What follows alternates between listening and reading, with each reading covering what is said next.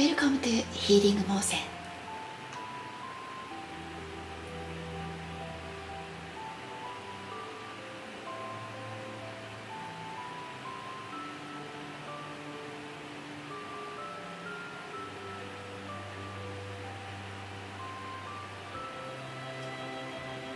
はい、皆様こんにちは、モーセ姫です。本日もご視聴いただきましてありがとうございます。チャンネル登録、高評価、優しいコメント等励みになっております。はい、今日も見えたことをそのままお伝えしたいと思っています。今日は6択であの人の気持ち Yes or No ということで見てみます。まず使っていくカードがもうこの上の全部を使っていきます。選んでいただきたいのはこちら左から12345です。今日はグリーン系がいっぱい出たんですけれども、ピンときたものを選んでみてください。はい、それでは本日も心を込めてリーディングしたいと思います。よろしくお願いいたします。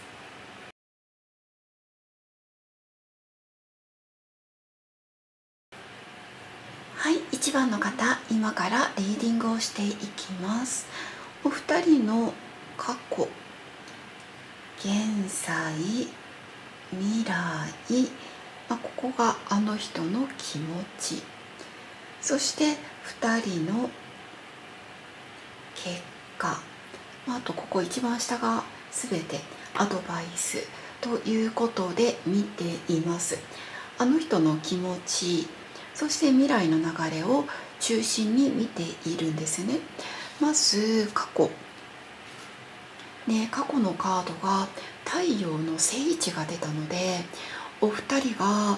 例えば出会った瞬間に恋に落ちてすぐ打ち解けるとか、すぐ付き合い始めるとか、一緒にいたら元気になるとか、そういうものがすごくあったのかなと。もしかしたら太陽の季節、夏の季節に出会った人などもいるかもしれません。すごく強いご縁、これ過去には出ています。お互いにすごく引き合って、もういっぱい笑ってるような、とても楽しいっていう感じが来てるんですね。これが過去です。ただ今のお二人の現状がワンドの10の正位置にルノルマンの道というカードが出ていて、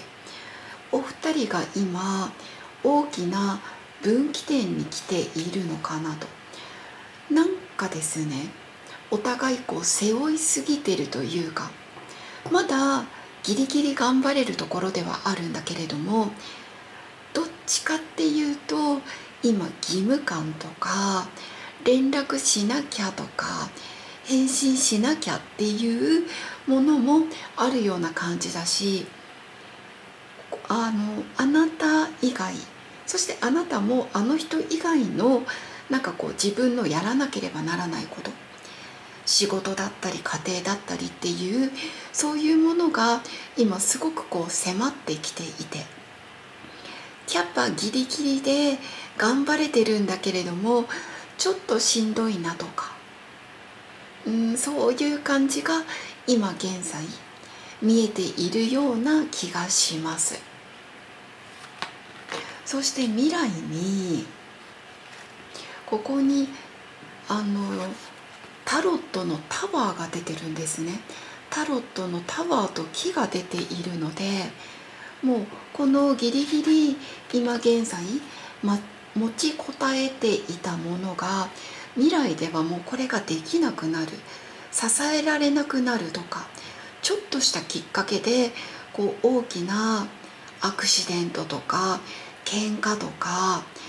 離れるとか、そういう可能性になる、今のところそういう兆候があるかなっていう感じで、この喧嘩とか口論とかっていうのは大きく長引いていきそうなんですね。木が出ているので。なのでこれはこのままいくと、今の状態のこのままいくとかなり危険な流れ、会えなくなるとか離れてしまうとか、そういうことをまずカードは教えてくれているような気がします。で、じゃあお相手様の気持ちはというと、ここに、ラブもね出ているんですよね。ラブも出てるんだけど、一番最初に出たカードがこのコインの5なんですよ。このコインの5っていうのは、お相手様が仕事のことだったり金銭的なことだったり、なんかあの人がゆっくり休めてない、休息の時、休息を求めている感じがするんですね。で、それは決してあなたに愛情がないとか薄れてしまったとかではない、むしろ愛情っていう意味ではあなたのことをとっても人間としても信頼してるし、このラブっていうカードが出てるので、深い愛情があるのは事実。一緒にいてもやっぱりキラキラするというか、信頼ができる人間としても異性としてもとても愛情があるっていう風に出ていて、であなたのことはね、これだけあの人の中に占めているんですね。やっぱりあなたといるとやっぱり一番楽しいし、体の相性もいいしとか、そういうのもあるんだけれども、なんとなくお相手様が今自分の時間とか自分の場所とか、そういうものをすごく求めているとか欲しているような気がするんですね。でなんですけれども、そして先ほど、ちょっとこのままいくと大変だよっていうことを言ったのが、結果のところで、ここがなんかあの人が、しばらく勉強したいとか集中したいとか、なんかの資格を取りたいとか、そういうものがあって、恋愛をお休みにしたいっていう感じも出てきているような気がする。なんかあの人の中で出世とかですね、この資格を頑張りたいとか、転職、人によっては転職かもしれないんだけど、そういうものをすごく求めていて、恋がやっぱり進めなくなるとか、あなたのこと、一番の方のことを守れなくなるっていう風に出てるんですね。やっぱり余裕がこのままいくとなくなってきそうっていうのが出てるから、これは非常に心配だと思いました。で、アドバイスがですね、ストレングスとニアフューチャー、キープオンマインド。この、あとはね、アクエリアス、カップの8っていうカードが出ているんですけれども、まず、今お二人がなんとなくこの恋を重く感じているとか、今ちょうど分岐点に今いる状況なので、まだお二人がどの道を、右を行くか左を行くか選ぶことができる状況なんです。今だったらこれがこのまま行くともう選べなくなってしまう。でも今だったらまだ改善の余地があるって言っていて、で確かにこちらのアドバイスでも、いわゆる早いうち、できれば近いうちに、お二人が今背負っているもの、それをしっかりと心からオープンにする。お互いの気持ちも含めて、今頑張れなきゃいけないこととか、そういうのを本音ベースで話してみることがアドバイスっていうふうに言っています。で、ここに2月アクエリアスのカードが出ていて、もし今こういうプラスのアドバイスを取り入れることによって、来年の2月の流れが大きく変わっていくのかなっていう気もするし、あとここにあなたとお相手様とあと一人誰かいますよね。なのでこのあと一人っていうのがもしかしたら水亀座の人、そういう人がいいアドバイスとか中に入ってくれるような人だったり、一緒にみんなで飲みに行くっていうのもいいのかなというふうに出ています。で、アクエリアスっていうのがすごく中性的なカードなんですね。男性とか女性とかそういうものじゃなくって、どっちかっていうと人間として、ここのワンちゃんと同じような感じなんですけれども、そういう中立性を大切にするというか、私はあなたのことが大好きでたまらないっていうよりは、お互いにとってどうしたらいいかなみたいな感じで、若干楽しくライトな感じで話してみるっていうこと、食事飲みに行く、どっかのカフェとかでもいいと思うんですけれども、それがすごく今のところアドバイスとしてはすごく、これが大切っていうことを言っている。で、今あなたの中にあるあの人の思いもそうだし、今これだけのことをしなければならないっていうこともきちんと伝えた方がいいと思う。というのも、あなた自身もお相手様に本音を言えてないとか我慢をしてるっていうふうに言っています。あの人のちょっとすごくあなた自身が一番の方が細かいところまで気が利く方、気がつく方だから分かっちゃうと思うんですよね。今これ言っちゃダメだとか、今ちょっと疲れてるとか機嫌が悪いとか、そういうことがあってあなたの中で壁を作っていたりとか、扉をガチャンって閉めているような、そういう感じがするから、この扉をきちんと開けて、あなたとお相手様できちんとオープンになること、それが大切かなと。あなたがやらなきゃいけないことも含め、あなたの思いも含め、きちんとお互いにお相手様、お互いに伝え合うことが大切だよと。そうすると来年の2月ぐらいに何か2人にとっての分岐点が来そうなんだけれども、その分岐点をポジティブな方向に今から軌道修正してあげる、それがとてもとても大切なことのような気がしています。決してね、あの人の愛情がないわけではないし、あなたのことを守りたい気持ち、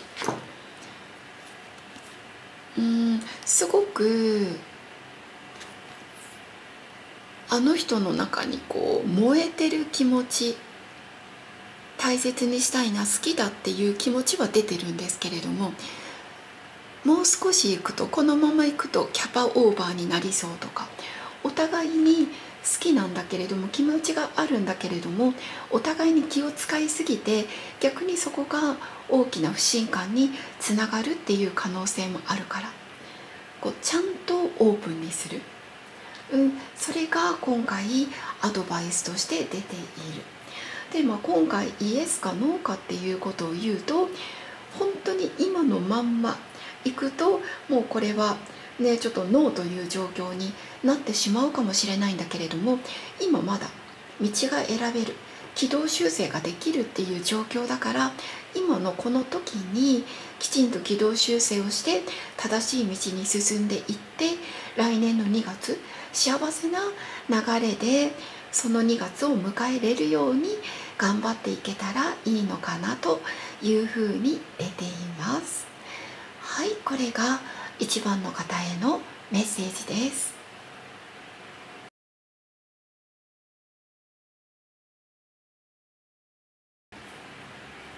じゃあ2番の方、リーディングをしていきたいと思います。まずこちら、お二人の過去、現在、未来、あの人の気持ち、お二人の未来、イエス or ノーです。あとこちらが、解決策、アドバイスということで出しています。ここに過去のカードにワンドのクイーンが出てるんですよね。そしてここにはこれ未来なんですけれども、ソードのクイーンリバース、そしてアドバイスには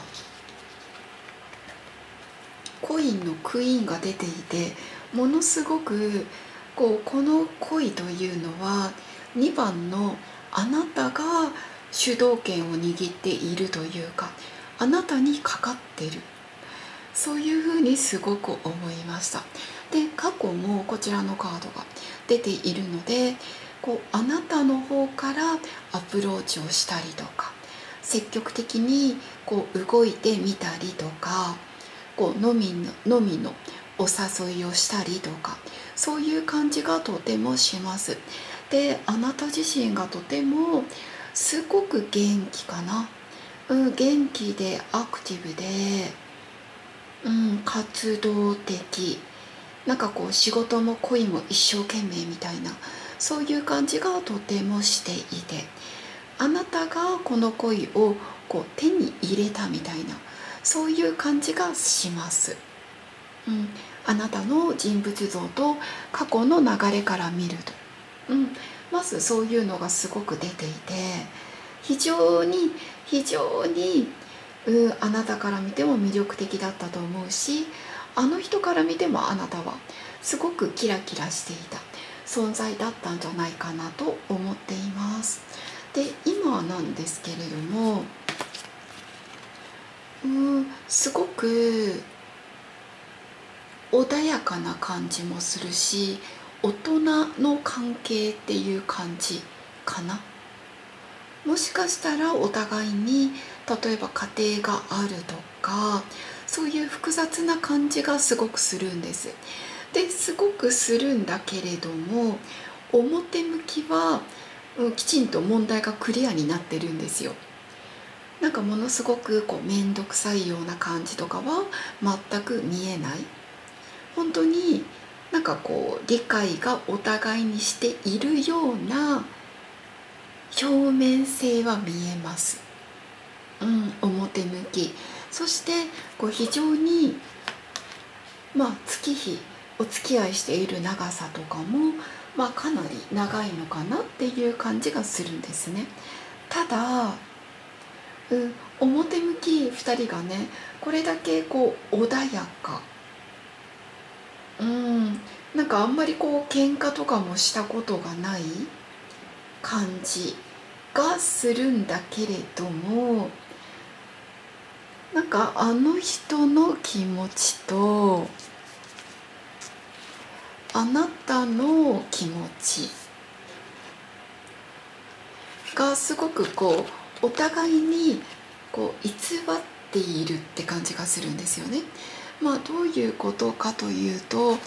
あなたはこれがね、この2枚があなたなんですけれども、あなたがあの人に何か言ってほしい言葉とか、何か待っている状況なんだけど、それがなかなか来ない、あの人からの決定的な一言だったりとか、そういうのをあなた自身も待っていたりするのかなと。待っているんだけれども、自分からは今以上に動けない状況的な辛さっていうのが見えるんですね。で、あの人はというと、すごく愛情はあるんですよ。とっても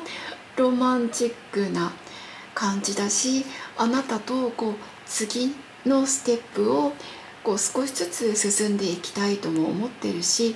あなたのことを異性として本当こんなにロマンチックな関係、こんなに、好きになった人はこういないっていうぐらいあなたのことをきっと大切にしてくれているんだけれども、すっごい辛そう。この2番のあなたも何て言うんでしょうか、こう味方がいないっていう意味で苦しさがあるんだけれども、あの人の方がよりこう深い愛情って言っていいのかな。本当はもしかしたらね、あの人も家庭があるのかもしれない、誰かいるのかもしれないっていう感じなんだけど、こう本当はあなたにこう白黒をつけてほしいとか、このお相手様自身もこうはっきりとしたい、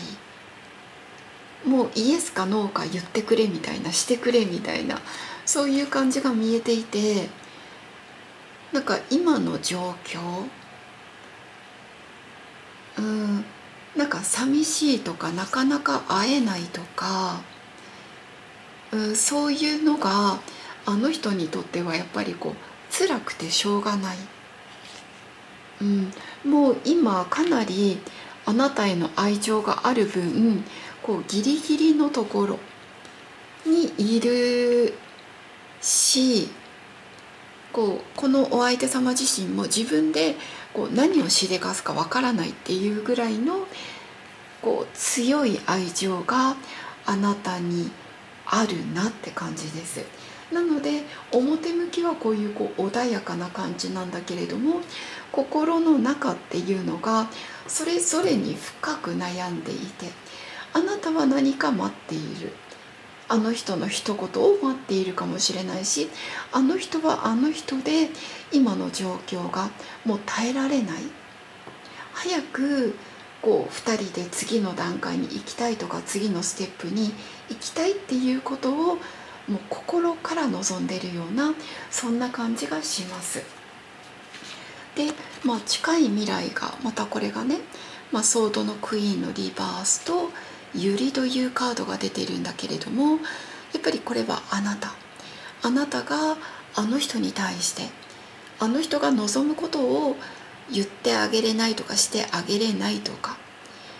そういう状況なんだけれども、今のこの関係が続いていくのかなと、いわゆる大人の関係みたいな、そういうものが続いていって、あなた自身が少しこう見たくない部分に対してあえてこう見ないようにする、あの人が何か言ってほしいとか、あの人が何かをしてほしい気持ちも分かるんだけど、そこはあえて見ずに、こう2人のこういいところというか楽しいところだけ見ようとしていくような感じが見えるんですね。で、実際にこの恋が、どうなっていくのかというと、ここに、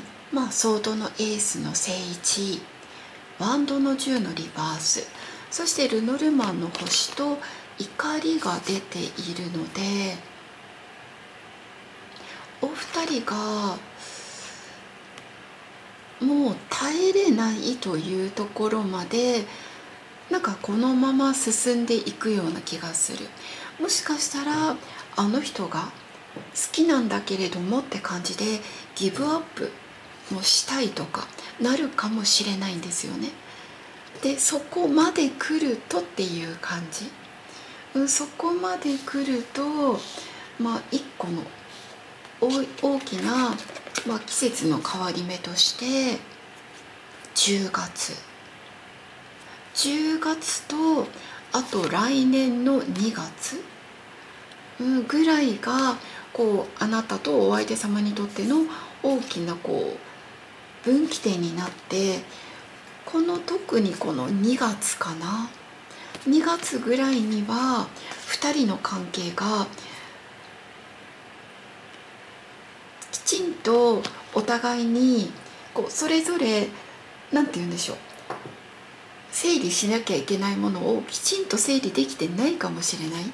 見切り発車的な感じかもしれないんだけれども、もうするしかないみたいな感じで動き出すような、そういう感じなんですよね。かなり、強引な感じに見えるかもしれないんだけれども、もうそうじゃないと2人が前に進めない、あなたが前に進めないっていう感じでなんか動いていくような気がしています。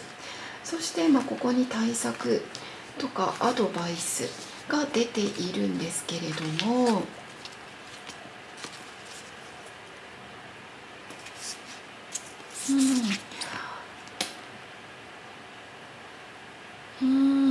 そのまず今回の2番の方の、この恋、あの人の気持ち、未来、イエスかノーかっていうと、これちょっとねやや強引な感じがするんだけれども、イエスになる感じがするんですよ。でそれプラスやっぱりここに成功のカードが出てるので、お二人にとって目指さないといけないもの、目指さないといけないその目標ですね、それをしっかりとまず今現状見定めることが大切。今はこの星を見てなくて、なんとなく進んでるような感じがするんです。もう見たくないものは見たくないみたいな感じで蓋をしてるような感じがするんだけれども、お二人の目標、そこをきちんとまずやっぱり見つめ直すこと、目標をきちんと見定めることが、それが大切っていうことを言っていて、でここが休憩のカード、体を休めるっていうことなんですけれども、10月ぐらいまではまだなんて言うんでしょう、見てるだけというか考えるだけ、私の目標は何だろうみたいな、そういうことでいいんだけれども、この10月以降になると着実に、これはやっぱりあなたが、実際に一歩二歩動く、前に進むって出ていて、でそれがあの人との地に足をついた生活だったりとか、あの人との夢物語じゃなくって、実際の実生活、そういうものを過ごしていくって出てるので、なんか外で会うとかそういう感じだけではなくって、実際にじゃあ2人がいつぐらいに一緒になりたいのかとか、どの辺りに住みたいのかとか、なんかそういう現実的なことをあなたから踏み出していくこと、これが10月以降2月、2月までの間にっていう感じで、そうするとこの恋がかなり急速にしっかりと前を向いて目標を持って2人がスタートができるっていう風に出てるので、答えはイエスになるかなっていう感じです。2番のあなたもすごく辛くないとは言わないです。すごく辛そう、80% ぐらいの辛さ、苦しさ、そういうのが出てるんだけれども、あの人はもっと苦しいんですよ、90% 以上なので、あなたにこの恋の主導権があるので、あなたは待ってるって言ってるんだけど、待ってるんじゃなくて、あなたから動き出すことが、この恋がきちんと今の状態じゃなくって、きちんと次の目標を持った上で進み出す第一歩になるというふうに出ています。始まりもあなたから、そして次のステップに進み出すのもあなた、あなたが動き出すことでちゃんと前に進むというふうに出ています。はい、これが2番の方へのリーディングです。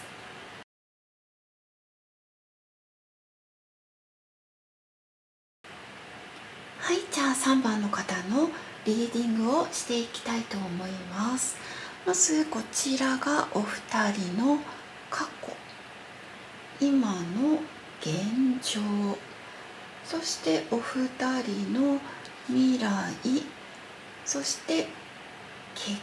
果、あの人の気持ち、あなたの気持ち、そしてこれがアドバイスということでカードを出しています。まず過去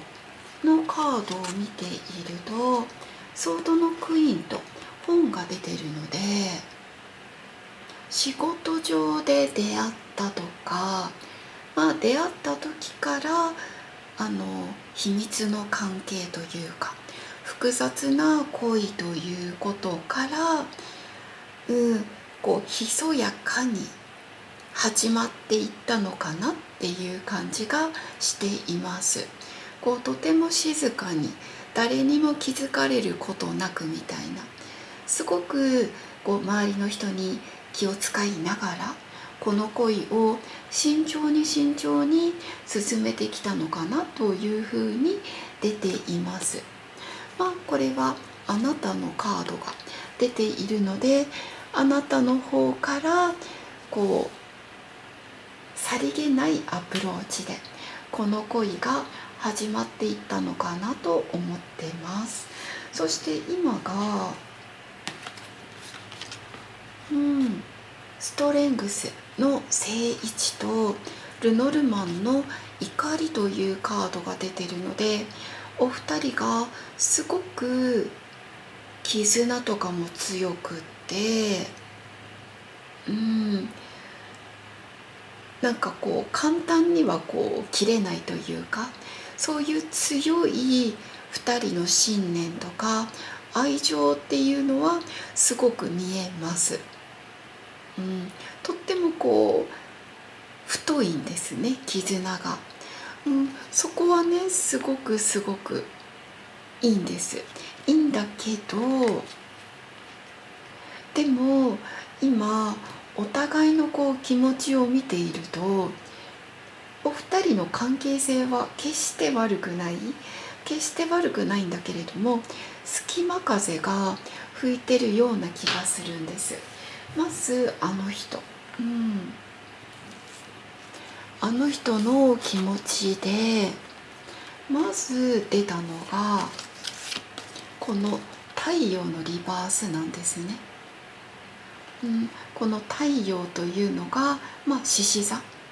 を表す。獅子座っていうのはこのねストレングスと同じなんですけれども、2人の関係性は今強い絆で愛情があるように見えるんだけれども、あの人の本心というのを今隠していて、今までの愛情が薄れてきているとか、弱まっているとか、そしてあの人の中でですね、あなたに対して今後ろめたい気持ちがある人もいるかもしれないし、一人でリラックスしたいとか、ちょっとこの恋に疲れてしまったとか、そういうあの人のなんて言うんでしょう、この恋から逃げたいわけではないんだけれども、ちょっと疲れてしまったっていう感じが見える。そして何かあなたに言えないこと、そういうのもちらっとあったりするのかなっていう感じがあの人の気持ちや状況で見える感じなんですね。ただあの人がじゃあ愛情がないのかっていうことで1枚引いたらこのソウルメイトが出たから、いや愛情はあるのかと、しっかりと、愛情はあるんだけど、あの人少々自分の時間が欲しいとか、あとはこう束縛が非常に疲れてしまうとか、こう流れを見るとね、仕事のことも出てるんですけれども、そういうものでかなりあの人自身がこう疲労しているように見えるんですね。で、近い未来の流れ、ここまでははっきり言って大丈夫です。なんかすごく2人がなんか楽しいよとか、愛し合ってるよとか、そういうものが出るので、まだ今月来月ぐらいまでは大丈夫なんですね。きちんと連絡も取れるし、こう愛し合えてるっていう感覚がある。ただあの人が今こういう感じで少し隙間風が出てる感じなんだけど、じゃああなたは、3番のあなたはっていうと、あなたも実はなんかあの人が少し様子がおかしかったりとか、なんか自分に愛情が薄れてきているのを3番のあなたも分かっているんだけれども、あえて様子を見ようと思っているような感じがします。なんか最近大事にされてないわけではないんだけれども、前ほどの情熱がないなとか、あれなんかおかしいなとか、そういう感じを今あなたは気づいているけど見ないふりというか、気づかないふりであの人のことを観察しているような、そういう感じがしています。でこれがこのままいくとなんですけれども、例えば今がじゃあ9月ですよね。10月11月、ぐらいになると、この恋が一気にこうクールダウンしていくというか、あの人が、この恋から旅立っていってしまったりとか、2人のいわゆるこう今までこう作ってきたこう未来の道とか未来の地図がなくなって、あの人がこうフェードアウトする可能性もあるんですね。このままいくとですよ。このままいくと。なので、まだ今月来月だったら、アドバイスを見ても、これはあの人の心がもう一回こうつかめる、こう戻ってくる感じになるのかなというふうに出ているのが、まずこれからの数週間のうちに、これはあなたからですね、実際にあなたからあの人の心をこう射止める感じで、まずアクションを起こしてみてくださいって言っていて、で2人の問題、これが何の問題かなって感じがするんですけれども、あの人がこう疲れてたりとか寂しかったりとか、仕事がすごく忙しかったりとかっていうことが問題であれば、きちんとそれを2人でもう確認して、2人で手をつないでいこうねっていう感じ、この問題をきちんと解決していくこと。そしてもし単なるちょっと倦怠期みたいなものであれば、やっぱりそれでもお二人きちんと向き合って、お互いの気持ちとかお互いの大切な思いとか、そういうものをこうやっぱりこうつながって確認することが大切なのかなというふうに出ているので、今だったらこのいて座の季節、12月まで、12月までの今からのこの数週間というその時間をこの時間を大切にしてほしい。今ってね、なんとなくねうまくいっていて、でもあの人は少しクールダウンをしていて、あなたもそれに気づいていて見ないふりをしている。でもこのままだとあの人がこの恋をフェードアウトしてしまう可能性がある。なのでその前にお互いのこの大切な気持ちとか、どれだけやっぱり愛情があるのか、あと自由を尊重してあげること、束縛とかもっとそばにいてとか、もっと連絡が欲しいとか、そういう感じではなくって、私はこういうふうに思ってるとか、大切に思ってるとか、そういうことは言うんだけれども、でも決してあの人をこう囲うような感じとか、強い執着とか、そういうもので引き止める感じではない。むしろあの人に愛情と自由をあげるみたいな、そっちの方があの人のことをきちんとあの人とつながっていけるのかなっていう感じがしています。あの人のねこう深い気持ちでは、このソウルメイトというとっても素敵なカードが出たので、決してあの人は離れたいわけではない。ただ忙しさがこれからもっと出てきたりとか、こうすれ違いがより大きくなってきたりとかする可能性があるので、この数週間という時間を決してこう見逃さないようなこと、それを3番の方にはおすすめしたいなと思っています。このままいくと、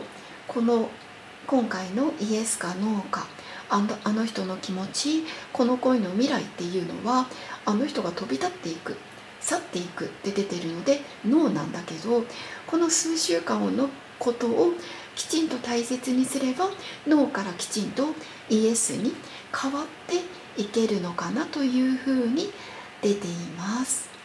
はい、これが3番の方へのリーディングです。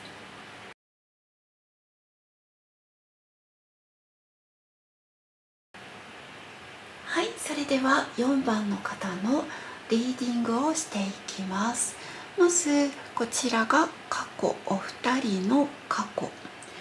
お二人の現状を、お二人の未来、そしてこの恋があの人がイエスかノーかということ、あの人の気持ち、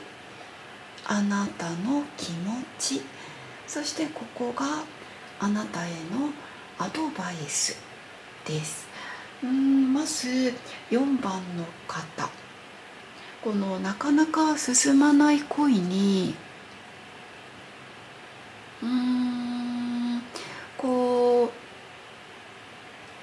なかなか進展がしないというか、もしかしたらお二人の間で何らかの交わりというか、例えば体の関係はあるけどとか、でもなんか付き合っているかどうかわからないとか、なんかそういう良くも悪くもこの穏やかな関係ではあるんだけれども、差が、2人の関係の距離がなかなか縮まらないっていうふうに、まず過去から言っているような気がしていて、そして現状が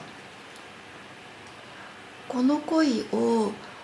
手放すべきか、それとももう少し育てていくというか、もうちょっと頑張ってみるかっていうふうなところで、今あなた自身がこの恋の未来に関していろいろ考えてたりとか、人に相談をしたりとか、例えばこうね YouTube で占いを見たりとか、なんかそういう感じでこう今あなたがこの恋に対して立ち止まって考えているような、人に話をこう聞いてもらってるような、そういう感じがするんですね。で、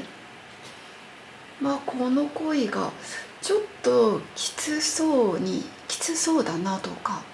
しんどそうだなというふうに感じたので、もしちょっと聞きたくないわっていう方はここでストップされるのもありかもしれません。というのも、あの人の気持ちから言うんですけれども、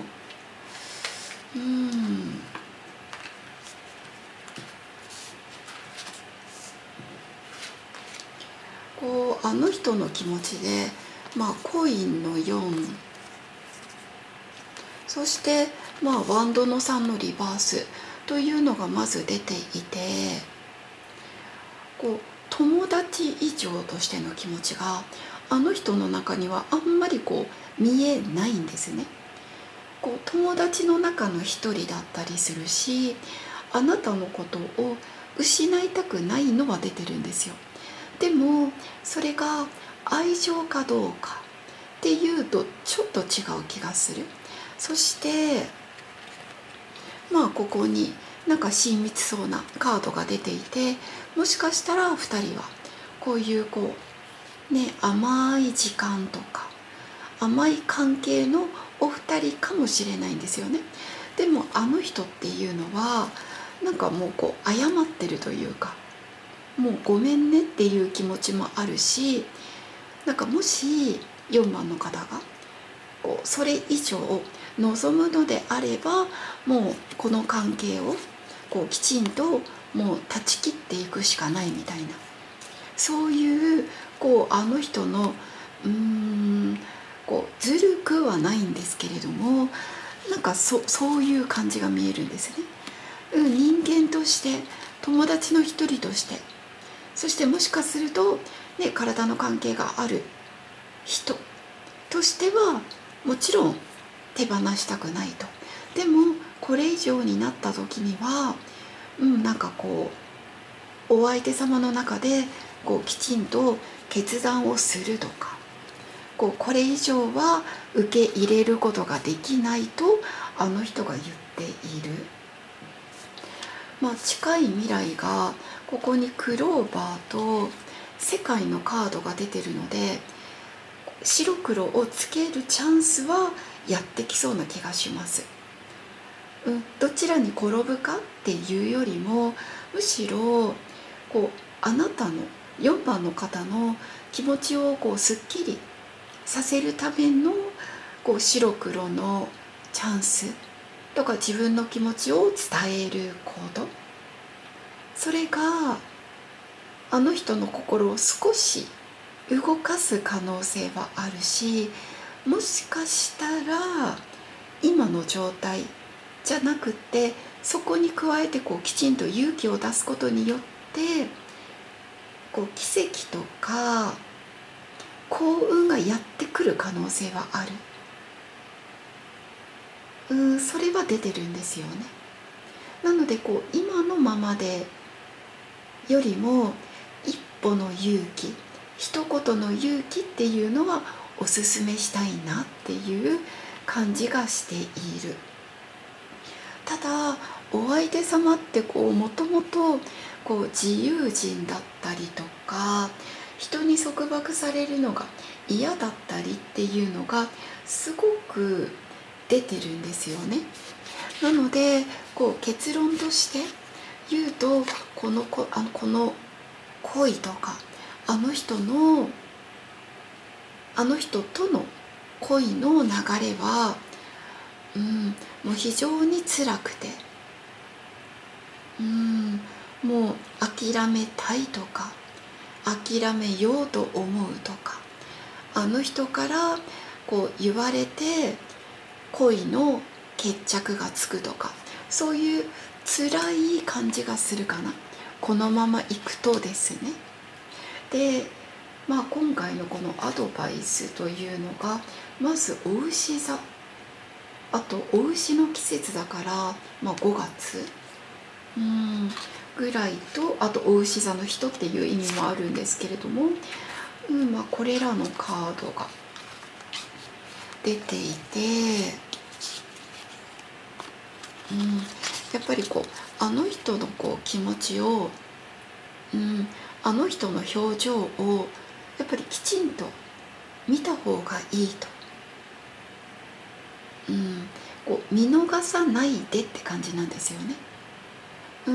もしきちんと例えばノーって言ってなかったとする。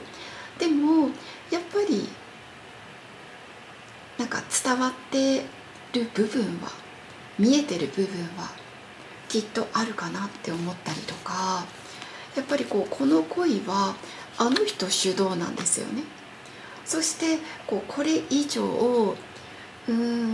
いわゆる家族になるのが難しいとか、あの人はあなたのことを守ってくれないとか、そういう守るべき存在にあなたがなりにくかったりっていうことを言っています。なので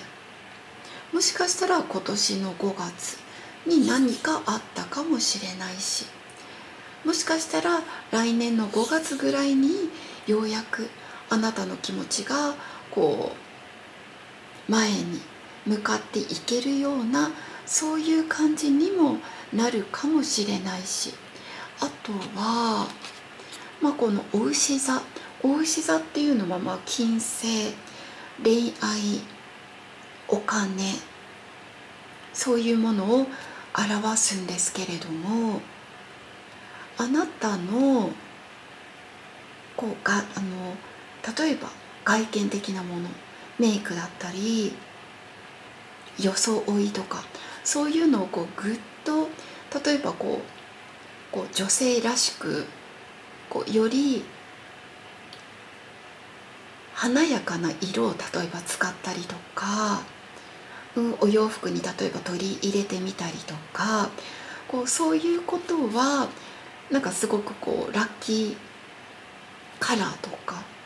ラッキーポイントになっていきそうな気がするんですね。すごく女性らしさ、あとは胃袋をつかむっていうことで料理上手とか、そういうのもすごく、そういうところに力を入れるっていうのもすごく良さそうっていうのは言っている。なのでこの恋がどうなるかどうかっていうと、結論からすると非常に4番の方は厳しい感じがするんですね。厳しい感じがするんだけれども、ちょうど、今見ていただいている時から約1ヶ月後の間に白黒がつけれるチャンスがあるみたいなので、その時にぐっと変わったあなたで行くこと、会うこと、気持ちを伝えること、もしかしたらここで、本当に奇跡が起きる可能性はあるとは出ている。出ている。あとはこの奇跡になるか、それともあの人のね、こういう、ちょっと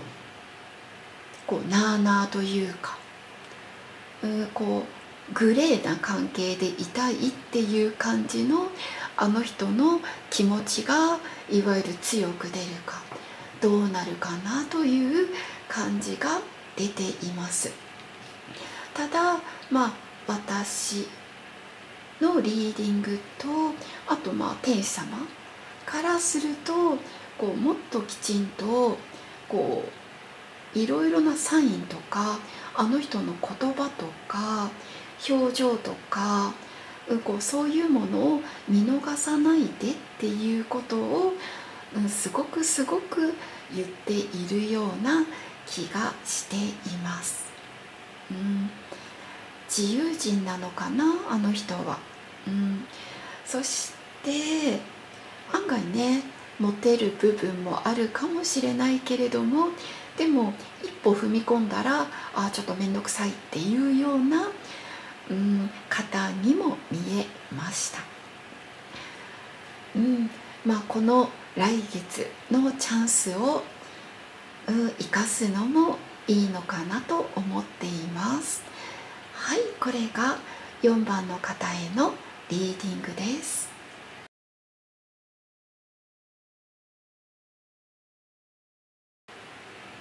はい、それでは5番の方のリーディングをしていきます。まずこちらがお二人の過去、現状、未来、そしてこの恋の、結末、イエスかノーか、あの人のあなたへの気持ち、あなたの気持ち、そしてこちらがアドバイスというふうになっています。ちょっとこの5番の方はかなり複雑な関係で、とってもねこう愛し合っているお二人なんだろうと思いました。まず過去から感じたのが、なかなかこう前に進まない足踏みが多い恋愛だったような気がします。時間だけが経ってしまって、でもどこに向かっていけばいいのかとか、時間は過ぎているんだけれども、こう2人で積み重ねていくような実感がない、現実性がなんかないような、そういう恋愛の時間というか、2人の思い出みたいな、そういうこう寂しさ、現実離れしている、あの人のこうリアリティがない、そういう感じが見えました。で、今の現状を見ていると会えてるし、なんかね連絡も取れてるしっていうことで、関係性はしっかりと、お二人の関係性はこうなんて言うんでしょう、毎日の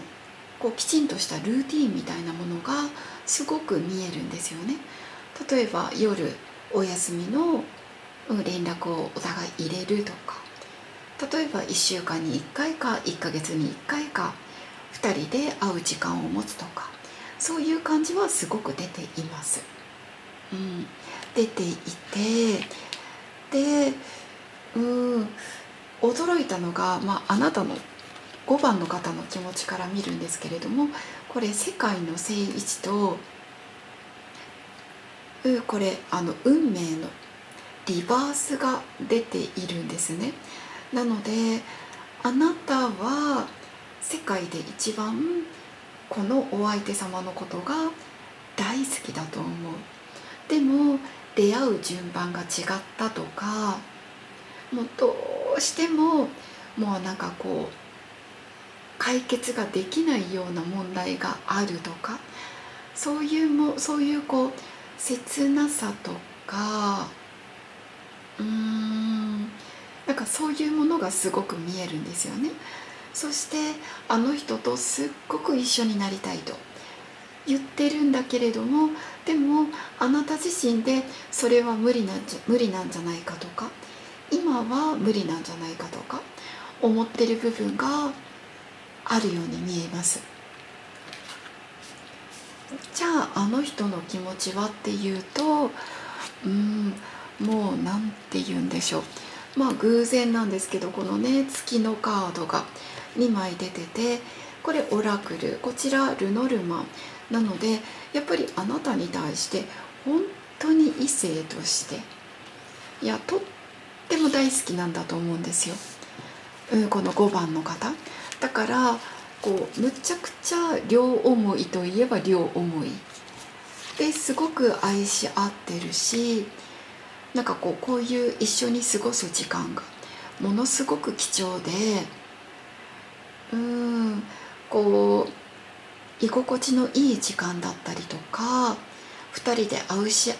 合う時間がすごく幸せだったりとか、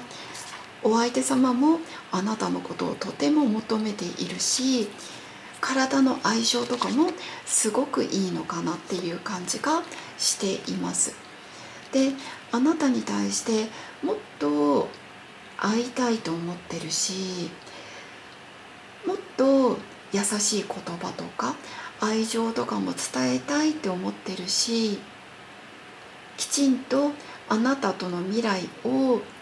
考えたいと思っているお相手様は。でも大きな障害というか、大きななかなか乗り越えられない壁があって、それがしたくてもできないようなものが見えてるので、あの人はあなたに嘘はついていないし、本当に本気ですごく大切にしてくれているんだろうと思います。あの人の気持ちを思うとですね。なのでお互いに思い合ってる気持ちは本当に強い、すごくすごく強いです。ただ未来がなんかお二人に、ちょっと会えなくなるとか、距離ができるとか、実際に、どこかに例えば引っ越しするとか、環境が変わる、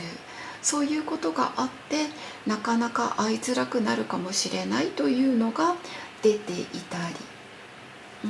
そしてこの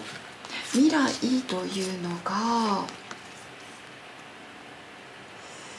あの人が何かね決断をするというふうに言っていて、でその決断っていうのがもしかしたらあなたとのこと、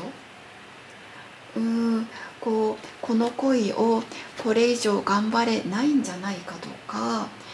あなたのことを考えた時にここで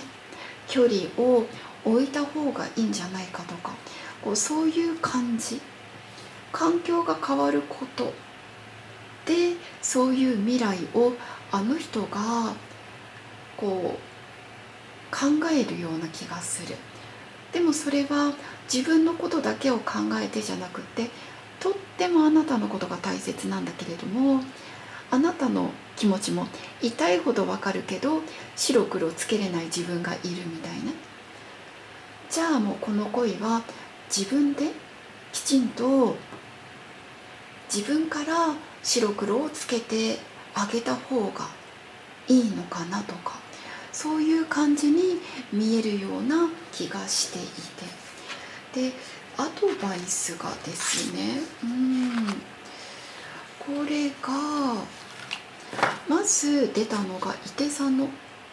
季節、いて座のカードなので12月、まず12月が今回大きなキーワードなんですね。あと自由になることとか、海外に行くこと、自由な発想、勇敢に動くことっていうのもアドバイスの一つで、そしてですね、この5番の方には少し耳が痛いことになるかもしれないんだけど、あの人の全てを欲しいと思うんじゃなくて、楽しむこと、あの人との関係を楽しんでいくこと、なんかこうなりたいとか、こういう未来になりたいとかじゃなくって、もうそういう未来先のことは考えずに、今2人の関係を楽しんでいく。それこそ、砂の上に描いたお城とか家、かもしれない。それは海が来るとすぐ流されてなくなってしまうような、そういう儚いものかもしれないんだけど、今を楽しんでみる。そうすることによって2人がこれが新しい道ができるし、あなたからこの道を作れるよっていうふうにカードは、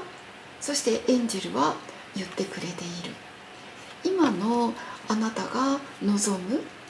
例えばあの人と一緒になりたいとか、そういう気持ちは一旦自分の心でシャッターをするんですね。ガラガラガラガラって一旦全部閉じてみて、さあ新しいあなたになろうみたいな。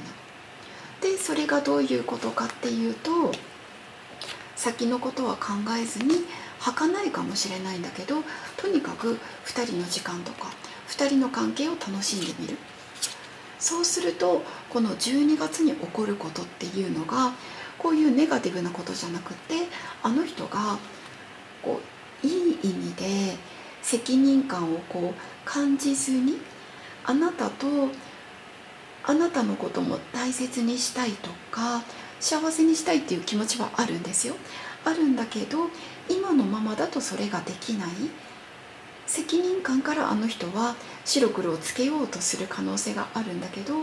あなたが変わることによって、ここの未来もあの人の考えていること、あなたへの責任とかもいい意味で変わってくるのかなというふうに出ています。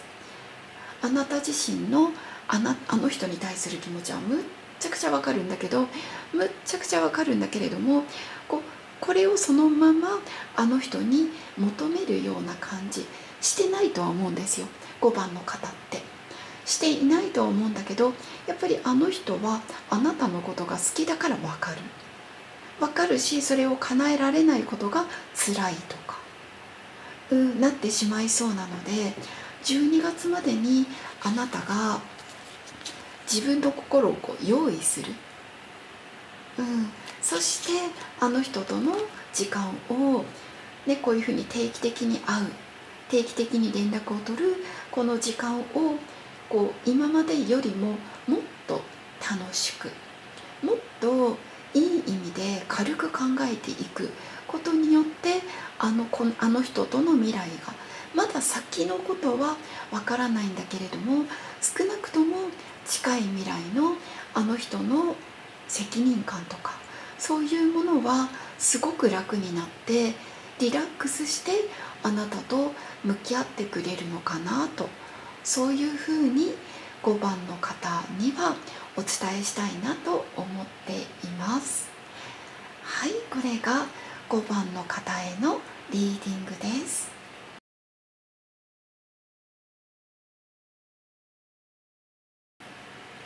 はい、それでは6番の方、リーディングをしていきます。まずこちらがお二人の過去、現在、未来、そしてこの恋が、あの人がイエスかノーかという結論です。あの人の気持ち、あなたの気持ち、そしてこちらがアドバイス。はい、じゃあ見ていきます。まず過去に、ここに世界のリバースが出ました。未完成、きちんとつながれなかった過去、もしかしたら離れてしまったとか別れてしまったとか、そういう感じで音信不通みたいな感じで離れてしまったお二人がいたのかもしれないとまず思いました。でも現状が、この女帝のカードとクロスのカードが出たので、最近連絡をまた取れるようになったとか、復縁したとか、そういう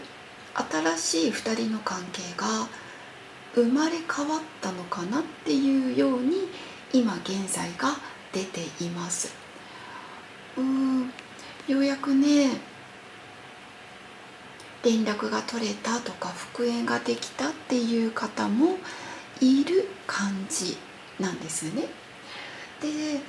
あの人のそうですねこう気持ちを見ているとあなたに惹かれてはいるんですよ。惹かれてはいるからもちろん復縁とか連絡をね取るようになったっていうことは出てるんですけど、何かこうぼんやりとした感じというか、今こうあの人の中でまだ実感がない感じがするんですよね。なんか自分のなんかこうお相手様の中のこう過去の例えばわだかまりだったりとか、全部がこうきちんとすっきりしていない部分もあったり、もう少し自分の時間を大切にしたいなと思っていたりって感じで、なんか友達とこの恋人の今気持ちがまだこう中間というかぼんやりしているような感じが見える。で今ようやく未来のことをこう少しずつ考えている。ただこのお相手様というのがすごく自分のペースで進みたい人、こうだああだって言われるよりも着実に進んでいきたいから、周りの人もしくはあなたから見るとなんか遅い、なんかもっとテキパキと動いてくれてもいいのにとか、そういう感じがするかもしれない。非常にスローっていうイメージがあるかもしれないけど、これだけ慎重な人が例えば連絡をくれたとか復縁ができたっていうのはやっぱりすごく大きな、一歩かなというふうに思っています。でじゃああなたはというと、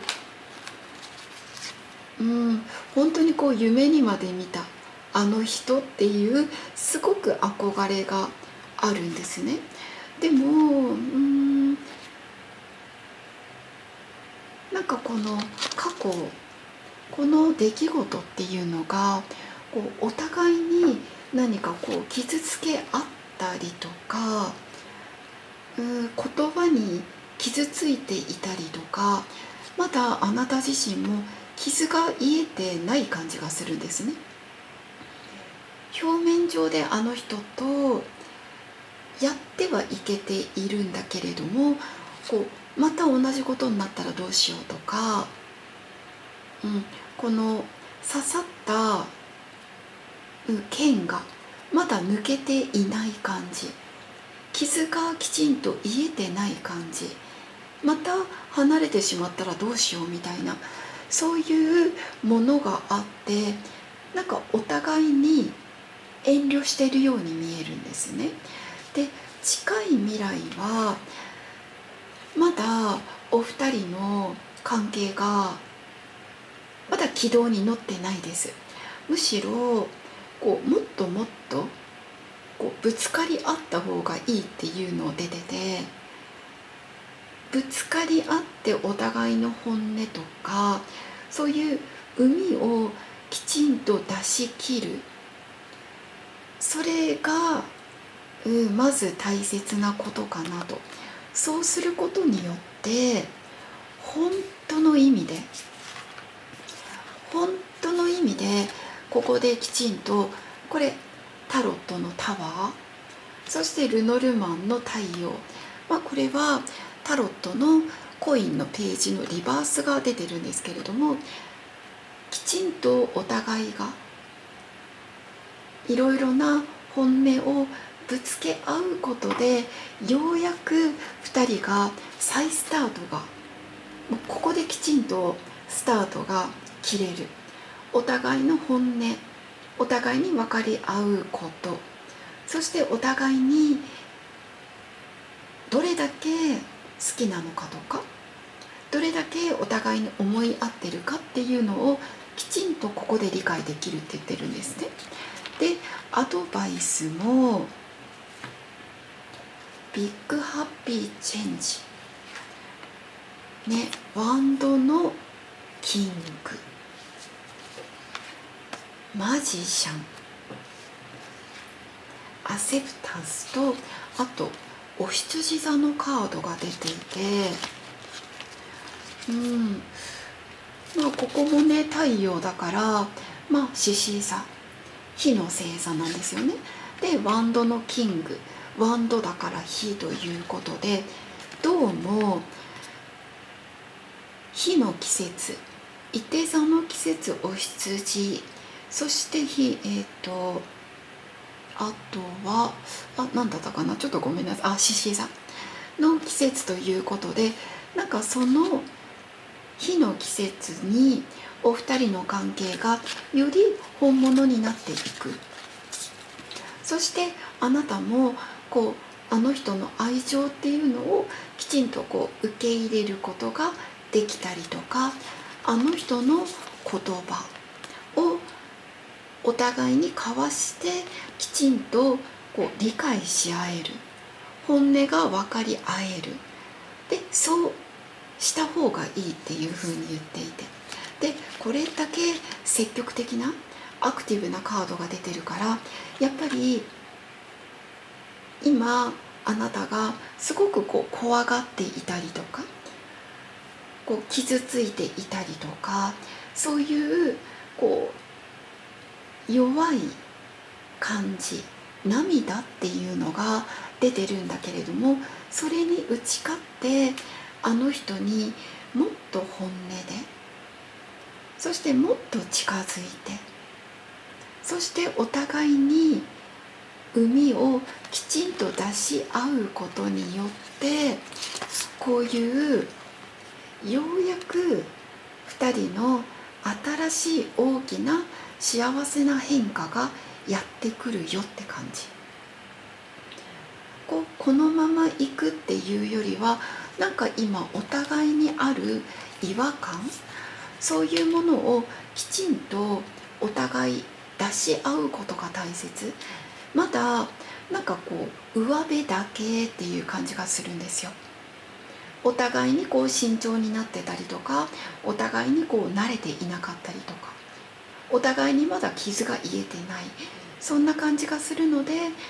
あの時は例えばこうだった、でも今はこうとか、これからはこうしていきたいとか、そういう素直な思いをぶつけること、きちんと伝えることによって、ようやく2人にとって今までのネガティブな関係が崩れ去ってから、新しい強い結びつきのある2人の関係になるんじゃないかと思っています。あと来年の4月、今年の4月に何か大きな出来事があった方もいるかもしれないんですけれども、来年の4月もプラスの出来事が待ってるんじゃないかなっていう、そういう感じがしています。待つのではなく動く、アクティブに動く、